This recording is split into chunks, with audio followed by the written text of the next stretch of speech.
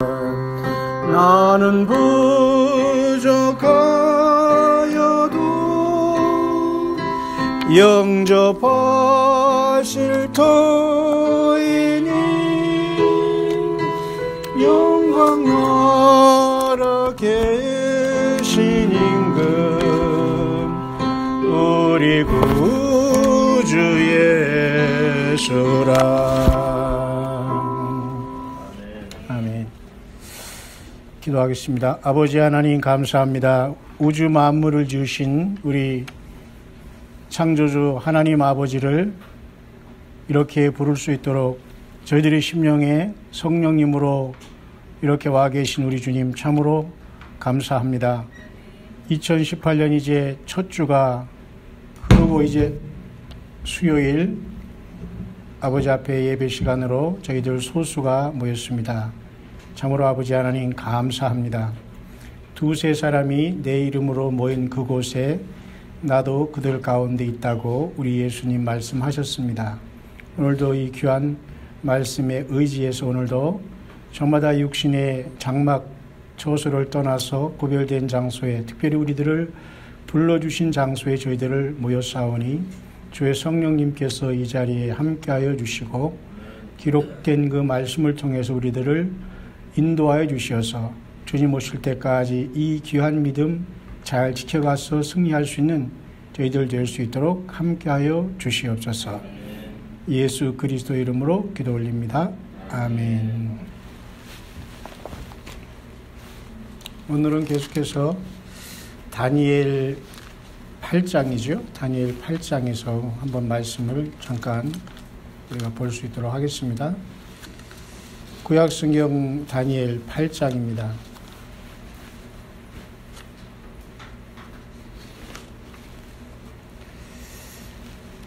성경은 신구약 이렇게 두 권으로 되어 있잖아요. 그러니까 구약과 신약 이렇게 나눠요.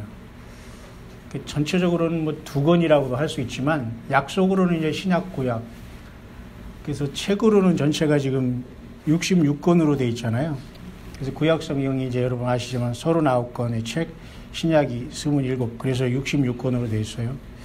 이 다니엘서의 위치는 구약의 예언서에 속한 부분이에요. 그래서 이사야서부터 시작해서 대예언서라고 해요. 이사야, 예레미야, 에스겔, 다니엘. 그다음에 나머지 이제 호세아로부터 해서 말라기까지 그 이제 소예언서라고 해요. 그 양이 많은 분량에 따라서. 이 다니엘서는 이제 대예언서에 들어가 있고, 전체적으로는 12장으로 되어 있습니다. 오늘은 이제 8장인데요. 이 8장의 내용은 이미 앞에 다니엘 2장에서 하나님께서 이렇게 세상의 역사를 이렇게 꿈으로 보여주셨지 않습니까?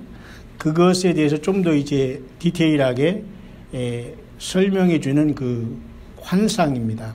다니엘이 직접 받은 거죠.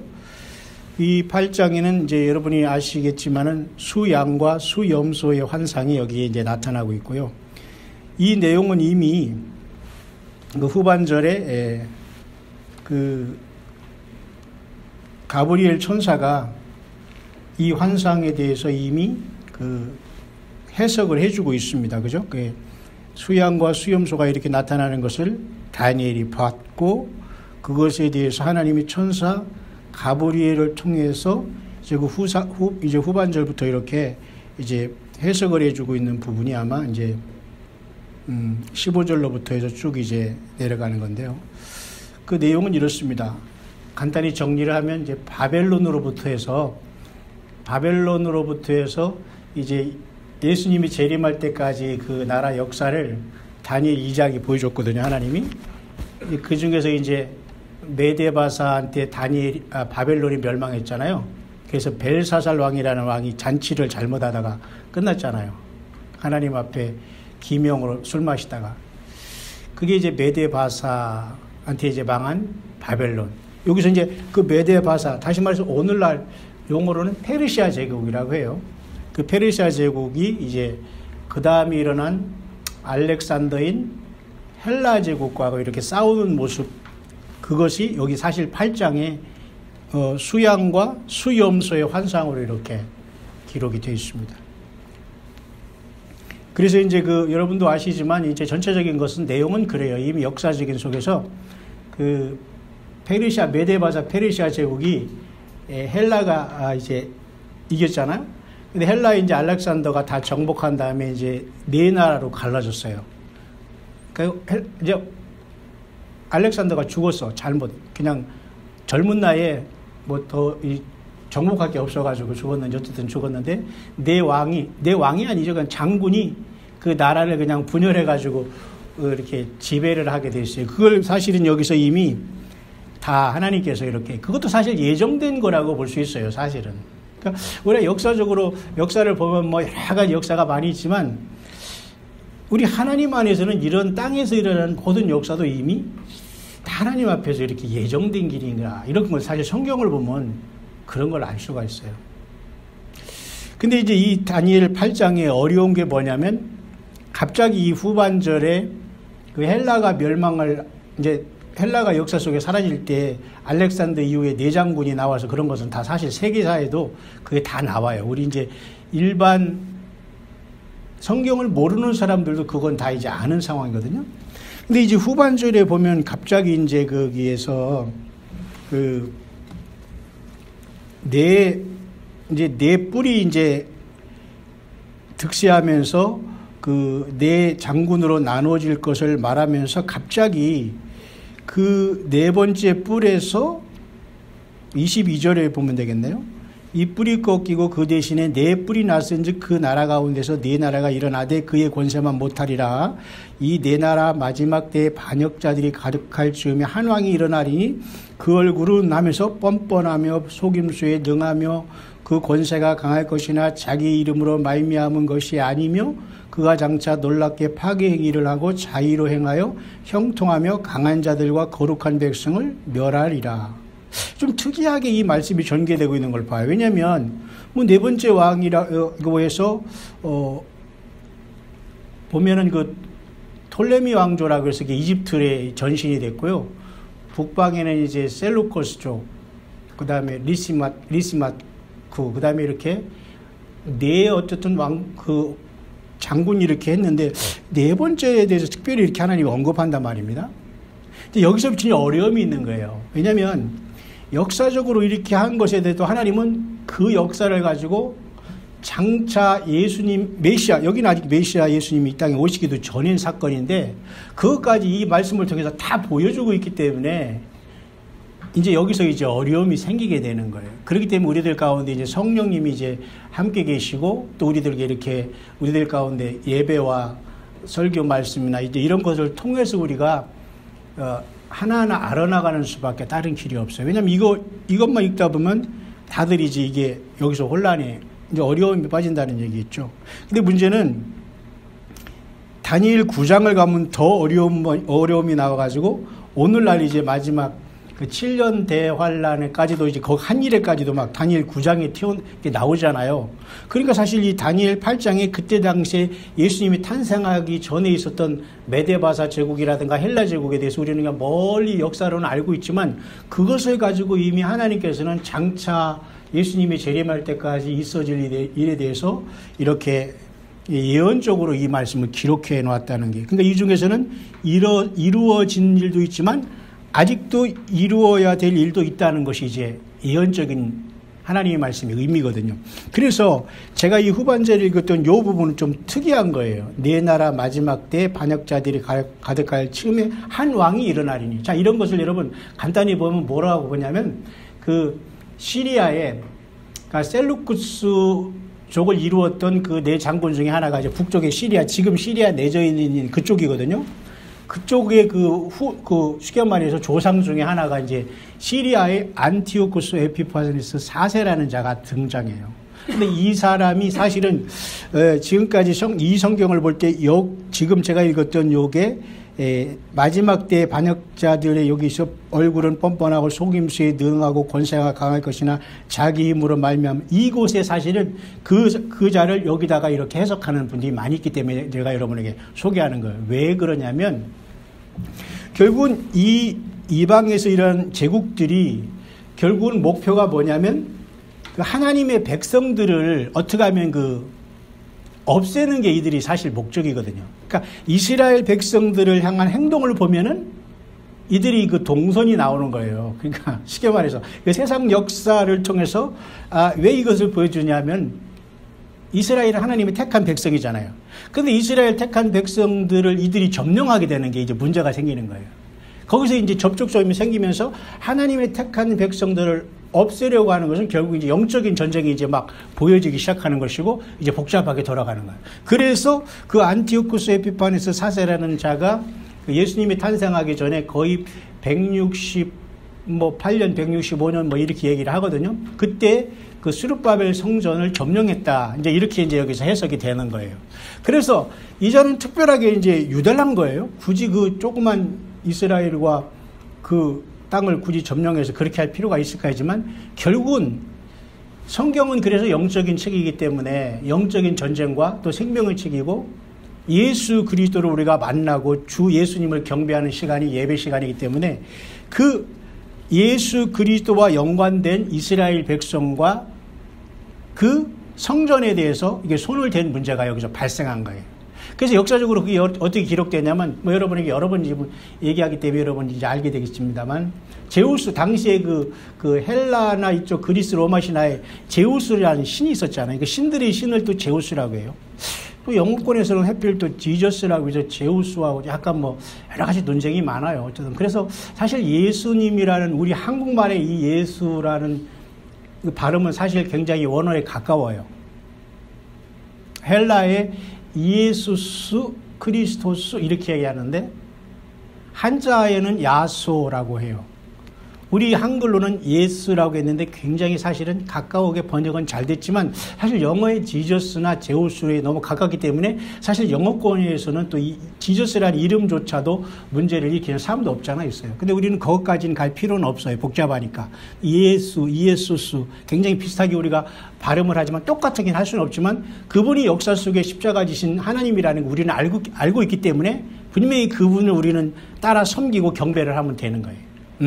근데 바로 그 제우스 신상을 그 이스라엘 백성들의 그 성전을 점령한 다음에 거기다 세웠고, 그러니까 쉽게 말해서 여기 이 제우스 그 스룹바벨 성전에 들어가서 그러니까 하나님을 경배해야 되는 그 자리에 제우스 신상을 들어왔다는 거죠. 그 안티오코스 에피파네스 4세라는 이 왕이.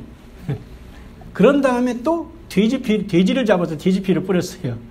얼마나 그게 사악한 행동이냐면 하나님의 백성들에게는 그때 당시 돼지는 가증한 존재였어요. 돼지피라는 것은 더욱더 있을 수 없는 얘기거든요. 돼지는 구약 성경에서 쪽발이 있으면 하나님께서 좀 그 깨끗한 짐승으로 봐요. 그렇지만 발이 이렇게 해서 쪼개진 거, 그 다음에 새김질을 해야지만 깨끗한 짐승으로 봐서 이제 잡아 먹어도 좋다고 이제 노아 홍수 이후에 허락한 짐승이었지만 돼지는 쪽발이어서 겉으로 보기에는 거룩하게 보이지만 되새김질을 안 하기 때문에 하나님께서 이 돼지는 불결하게 보고 돼지는 사실 성경에서는 좋지 않은 짐승으로는. 근데 그 피를 뿌렸으니까 하나님을 모독하는 행위잖아요. 자, 그렇기 때문에 여기 넷째 왕은 이렇게 표현한 걸로 봐야 되는 거예요. 그러니까 이 성경을 볼 때는 우리가 그렇게 봐야지만 우리 영이 막 꿈틀거리고 우리 영이 주님이 그럼 어떤 뜻인가 이렇게 찾아가게 돼요. 근데 이걸 역사적으로만 얘기하다 보면 그냥 세상에서도 읽으면 되는 얘기 때문에 육신도 졸고 영이 졸게 된다는 거예요. 육신은 피곤해서 졸지만 영을 깨어나는 것은 바로 그렇게 하나님의 말씀에 흐르는 하나님의 뜻이 무엇인가 우리가 찾아가다 보면 좀 주님께 죄송하지만 쉬운 말들은 재밌어요. 하나님 말씀이. 그렇지 않으면 이게 그냥 그런 것인데 이렇게 되면 이제 영적인 말씀이 안 되고 영적인 말씀이면서도 불구하고 우리가 듣는 우리들이나 전하는 사람이 똑같이 모르고 전하면 그게 그거구나 이렇게 되는 거예요. 그래서 저는 이 말씀이 바로 그렇게 연결되고 있다는 걸 여러분에게 소개시켜 주는 거예요. 그래서 사탄 마귀는 이제 그 자를 일으킴으로 말미암아 하나님의 택한 백성의 성소를 더럽힌 행위가 되는 것으로 이제 그 후반전에 기록되고 있는 것입니다. 그래서 그 자기 힘으로 말미암은 것이 아니며 장차 놀랍게 파괴 행위를 하고 자의로 행하여 형통하며 강한 자들과 거룩한 백성을 멸하리라. 여기서 거룩한 백성은 택한 이스라엘 백성들의 모습이에요. 여기서 보세요. 자기 힘으로 말미암지 않았다는 것은 이게 뭔가 귀신이 씌었다는 말이에요. 쉬운 말로. 그 악한 영이 특별히 이 자를 역사해서 이런 역사가 일어났다는 걸 기록해 놓고 있는 거예요. 맞죠? 그러니까 우리가 이렇게 하나님의 말씀을 이렇게 보면 과연 그러면 이것이 오늘날까지 이어지냐? 이어져야 돼요, 이것이. 그래서 지금 우리가 2018년을 살면서 적그리스도가 나오니 뭐 이런 얘기를 하잖아요. 그런데 이것이 동시에 그때 당시에 적그리스도로서 하나님의 영광을 가린 자지만 오늘 우리가 사는 이 시대에도 이런 자가 나온다라고까지 해석이 되는 게 여기서 문제가 되는 거예요.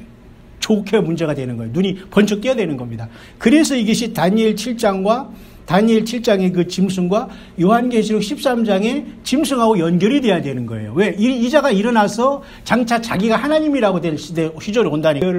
그것은 모든 율법을 완성했기 때문에 예수님 안에 있으면 모든 율법이 완성되고 성령께서 그것을 이루어지는 거예요. 물론 우리가 아직 육신을 갖고 부활하기 전이니까 욕심도 부릴 수 있고, 그죠? 마음속에 다른 생각도 할 수가 있지만 주님이 그 연약함을 아시기 때문에 내가 예수님을 믿고 있으면 주님이 나를 죄를 용서하신다는 그 하나님의 법이 십자가에서 그렇게 선포가 됐기 때문에 성령의 생명의 법이 우리를 죄와 사망의 법에서 자유롭게 하거든요. 근데 그것을 예수님 믿으면서 안식일을 고집하면 결국은 그러면 예수님은 그냥 그렇지 헛믿는 거죠. 그건 결국은 그 사람들 얘기 안 또 성경에서 먹지 말라는 막 선지 해장국 이런 거 먹지 마세요. 가능하면 그런 거 굳이 맛있어도 왜냐면 피나 목매다 죽인 것이나 그런 걸 먹지 말라고 했거든요. 그러니까 사도행전을 보면 알 수 있어. 사도행전의 초대교회가 구약의 복잡한 걸 다 지키려고 하니까 딱 사도들이 그 모여서 사도행전에 그랬거든요. 목매다 죽인 것과 목매다 죽은 것과 그 다음에 우상의 제물과 피를 멀리하라 이랬어요. 그러니까 요것만 핵심을 우리가 보면서 우리가 걸러내면 돼요. 굳이 막 선지해장국 먹고 그러면 그건 맛있어도 그런 건 우리가 절제하면서 이렇게 끊으면 되는 거지. 굳이 이것저것 다 안 먹으면 그건 너무 율법적이 되는 거라. 그렇죠? 그러니까 약간 이제 그런데도 그들은 건강을 지키는 장점도 없지 않아 있지만 예수 그리스도에 대해서 어쨌든 벗어나는 것은 복음이 아니다고 봐요. 오늘날 이 교회가 여러분, 우리 교회가 이렇게 규모는 작지만 여러분들은 굉장히 좋은 겁니다. 왜냐하면 계속 이렇게 편하게 말씀을 들을 수 있어요. 사실은. 그러니까 저도 큰 교회도 안 해봤지만 수천 명 교회 저는 관심도 없고 오지도 않겠지만 사실 진정한 교회는 두세 사람이 모여서 가는 게 원칙이거든요. 사람이 많아지면 형식화되고 형식에 모든 게 매어지게 돼요. 오늘도 보세요. 피아노 이렇게 그렇게 돼야 되거든요. 그러니까 오늘날도 안식일에서 예를 들면 안식일이 주가 되거나 뭐 먹는 곳에서 뭐 돼지고기를 먹느냐 안 먹느냐 그게 본질이 아니라는 거죠. 그 교회도 마찬가지예요. 예수 그리스도 그분 자신에 대해서 관심과 모든 사랑이 거기 집중되는 게 교회거든요. 근데 교회가 역사 속에 태어난 하나님 예수 그리스도를 예수님의 이름으로 기도합니다 때만 생각하고 그냥 하나님 믿습니다 하면서 계속하면 이게 문제라는 거예요. 오늘날 모든 교회가 잠자는 게 뭔지 아세요? 예수님을 잃어버린 거예요. 그러니까 여러분 오늘 여기 와서 지금 찬송 2장 했는데 저는 주님이 기뻐하실 거라고 믿어요. 왜냐하면 그 내용에는 예수님의 보혈이 있고 예수님께 나아간다는 찬양과 고백이 있잖아요.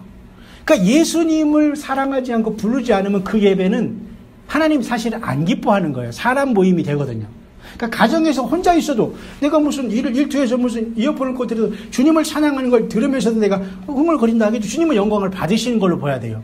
근데 예수님이 선포되지 않거나 주님을 높이지 않은 곳은 사실은 그 예배는 하나님이 안 받은 것인데도 불구하고 많은 사람들이 형식에 빠져서 습관적인 생활을 하기 때문에 주님이 오도 이제는 낯서 당시에 그 안티오코스 에피파네스 사세가 그 성전을 더럽게 했지만은 이미 그때 그 마카비 형제가 그 수전제를 통해서 그 성전을 회복했잖아요. 사실 그것을 통해서 이것이 완성했다고 이것을 해석하는 분야가 있어요. 저는 그게 더 옳다고 봐요.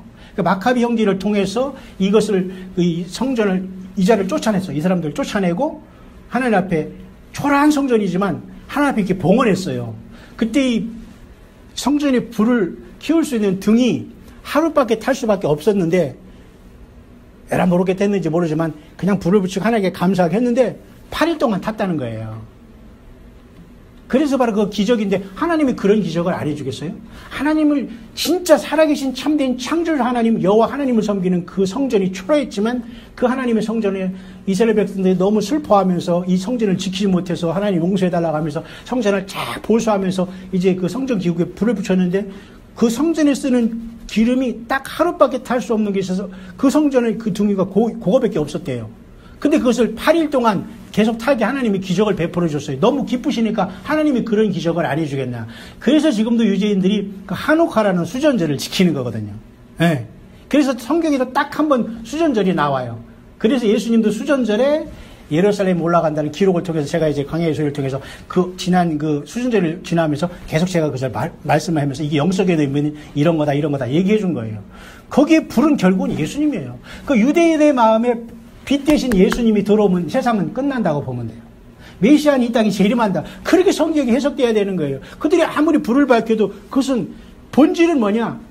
저와 여러분들 안에 지금 성령으로 와 계신 이 예수님을 저들도 똑같이 다 믿게 되면 주님이 재림하신다는 그 의미거든요. 그러니까 이스라엘 백성들은 지금도 메시아를 기다리는 거야. 자기들이 조상들이 죽였던 2000년 대 그 예수가 구름 타고 오시는 하나님이라는 걸 아직도 모르는 거예요. 그것을 아는 사람이 지금 깨어나서 메시아닉 주로서 예수님 앞에 돌아오고 있잖아요. 교회 시대가 마감을 하니까 그런 일들이 지금 많이 일어나고 있는 건 분명히 예수님의 재림의 징조는 확실하다 이거죠. 그래서 이 하누카라는 절기가 사실은 이 성소 청결에 대한 의미는 그렇게 해석해야 맞지, 안식일을 통해서 이렇게 억지로 성경을 해석해서 지금 안식일을 뭐 지켜야 구원받는다 해가지고 안식일 일요일에 예배하는 사람이다 2만원 손에 666표를 받은 거예요. 그건 아니에요. 근데 많은 사람들이 사실 이 혼란에 빠지고 있는 건 사실이에요. 그 사람들도 다 배우고 세상에서 뭐 세상적으로 출세한 사람들인데 많은 사람들이 그 세력이 있다는 건 사실이지만, 여러분 앞에서는 제가 여러분을 이렇게 주님 앞에 만난 우리들은 그게 분명 아니라는 걸 제가 증거하는 거예요. 아니다. 시간 낭비하지 말라. 예수 그리스도만 붙잡고 그 믿음 지키는 게 너무 중요하다. 네. 그것을 우리에게 보여주는 겁니다. 그래서 마지막에는, 그래서 여러분, 엊그제 보니까 여기 강남 고속도로 터미널 밑에 비트코인으로 결제한다고 이렇게 광고가 있다고 해서 제가 잠깐 말씀을 드린 적도 있습니다만, 비트코인으로 벌써 현찰로 쓸 수 있다고 한국에까지 이렇게 나왔더라고요. 참 이해가 안 가요. 비트코인이라는 걸 돈으로 인정을 하나 봐요. 가상화폐라고 하거든요. 가상? 그거 난리잖아요. 근데 이스라엘은 그걸 은행에서는 안 한다고 했지만, 그래서 제가 결론을 딱 내리죠. 영적으로 보면, 결국 가상화폐가 나중에는 예수님을 모르는 당신들 몸속으로 들어간다. 저는 그렇게 해석을 하고 있는 거예요. 믿거나 말거나. 성경을 보니까 저는 그렇게 보이거든요. 그래서 짐승표가 되면, 짐승표를 받으면 이제 그들이 그 대가만큼 이제 먹고 살게 되는 거예요. 근데 성경은 그걸 받지 말라고 하거든요. 그리고 그거 받기 전에 우리는 주님이 부르신다고 하거든요. 이제 거기서 이제 치열한 영적인 싸움이 지금 붙어 있다라고 보면 돼요. 그러니까 우리가 세상에 살면서 비즈니스를 하지 말라는 게 아니고 그때까지만 열심히 하라는 거예요. 그리고 그걸 하지만 빠지지 말라는 거예요. 무슨 말인가 아시죠? 네. 열심히 직장생활하고 비즈니스 하되 빠지지 말라 이거예요. 물질도 쌓아놓으면 안 돼.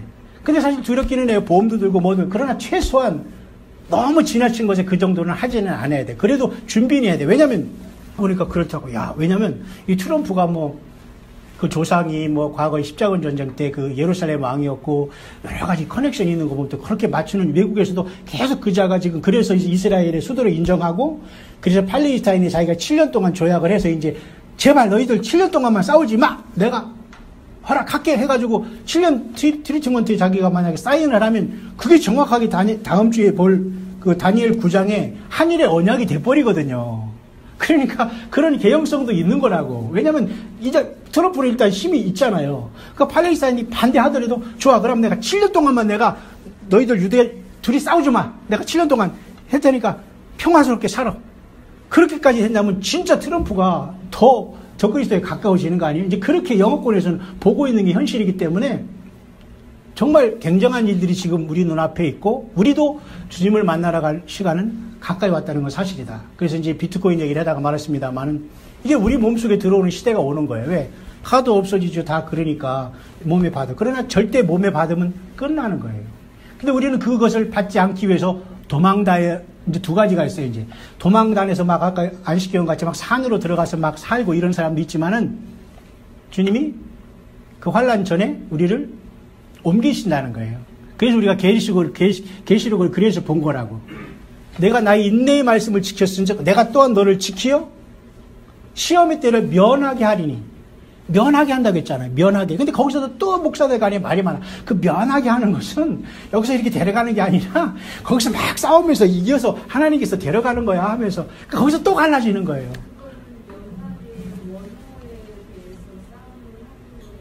아무래도 그렇죠. 어떤 사람이 원어까지는 안 가고 영어로 해가지고 프롬이냐 인이냐 얘기를 해요.